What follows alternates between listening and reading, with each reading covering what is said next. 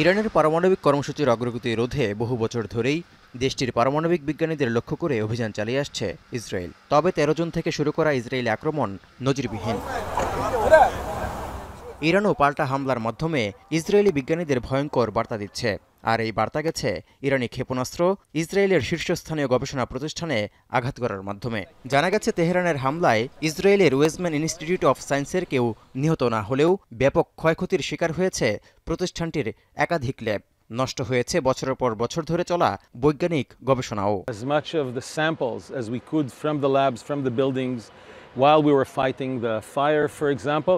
Clearly a lot has been destroyed. কেসারেন শেকড় থেকে শিখরে।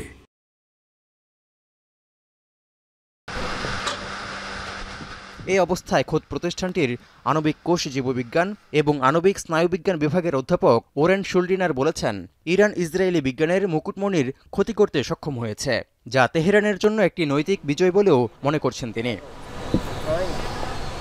বিশ্লেষকরা মনে করছেন, ইরানের গোয়েন্দা অনুপ্রবেশ ইসরায়েলের তুলনায় কম সফল হওয়ায় এবং ইসরায়েলের গোয়েন্দা সক্ষমতা অপ্রতিরোধ্য হওয়ার কারণে দখলদারদের চক্রান্তগুলো দৃশ্যমান হয়নি তেহরানের কাছে। কিন্তু সাম্প্রতিক হামলায় ইসরায়েলের গবেষকদের ভীতিকর পরিস্থিতিতে ফেলেছে।